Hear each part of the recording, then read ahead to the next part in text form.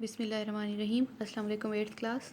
आज का हमारा लेसन है फंडामेंटल्स ऑफ केमिस्ट्री। टॉपिक है हमारा mole mass calculations. The process by which we can calculate the number of moles of a substance from the known mass of the substance. ठीक है बच्चों, ये कैलकुलेशंस हैं जिनमें हम किसी भी सब्सटेंस के मास से उसके नंबर ऑफ मोल्स को कैलकुलेट कर सकते हैं।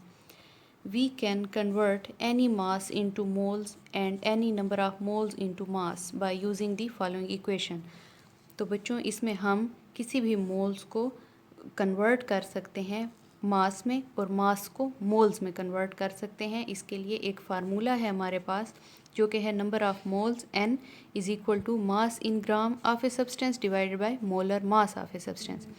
नंबर ऑफ मोल्स आप समझते हैं, मास in gram of a substance हमारे पास क्वांटिटी किसी सब्सटेंस की, और मोलर मास जो है वो एक्चुअली मालिक्यूलर मास होता है। जैसे कि मोलर मास ऑफ वाटर हमारे पास 18 ग्राम है जो कि मालिक्यूलर मास है एक मालिक्यूल का। एग्जाम्पल देख लेते हैं। Calculate the moles in 60 gram of carbon dioxide.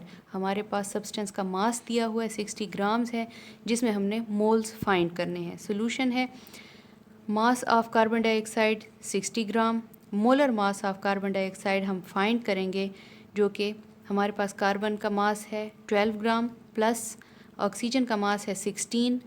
Number of atoms इसमें 2 यूज़ हुए हैं। यहाँ पर कार्बन डाइऑक्साइड में 2 एटम्स हैं ऑक्सीजन के, तो हम इसको 2 से मल्टीप्लाई करेंगे। Carbon 12 plus 32, 16 2s are 32, 2 atoms of oxygen. 12 plus 32 is equal to 44 grams per mole.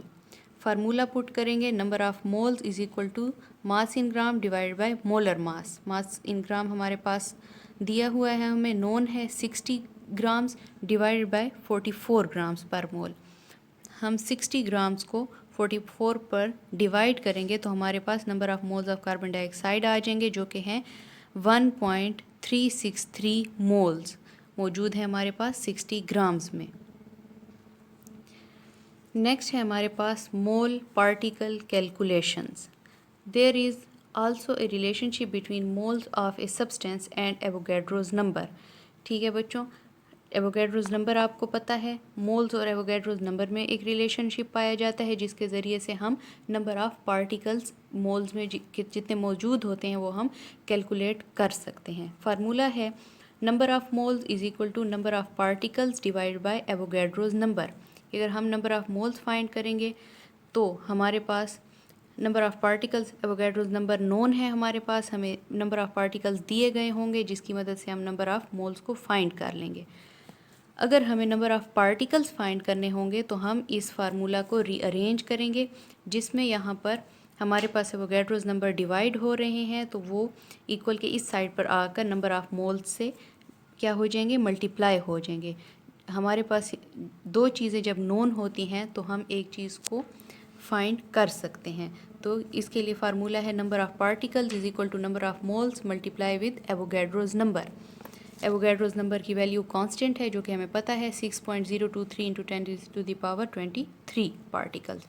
Example देख लेते हैं। How many moles of hydrogen are there in 8.9 into 10⁻23 hydrogen atoms. तो बच्चों हमने इसमें नंबर ऑफ़ मोल्स फाइंड करने हैं हाइड्रोजन के। सोल्यूशन में number of atoms of hydrogen जो कि दिए गए हैं 8.9 इंटू 10⁻23। नंबर ऑफ़ एटम्स पर मोल एवोगैड्रोज नंबर है जो कि Na 6.023 इंटू 10⁻23। फार्मूला पुट करेंगे, number of moles of hydrogen जो कि हमने फाइंड करने हैं is equal to number of atoms और मालिक्यूल्स। तो यहाँ पर हाइड्रोजन है तो हमने नंबर ऑफ़ एटम्स फाइंड करने हैं divided by Avogadro's number. Number of moles is equal to number of atoms put करेंगे जो कि हमारे पास 8.9 multiply with 10⁻23 divided by Avogadro's number हैं जिसमें हमारे पास 10⁻23 कैंसिल हो जाएंगी आपस में। 8.9 को डिवाइड करेंगे 6.023 से जो कि फिर हमारे पास आंसर आएगा मोल्स का 1.47 मोल्स जो हमारे पास हाइड्रोजन के मौजूद हैं। आज हमने मोल मास कैलकुलेशन पढ़ी और मोल पार्टिकल कैलकुलेशंस पढ़ी और आपने इसकी प्रैक्टिस कर लेनी है।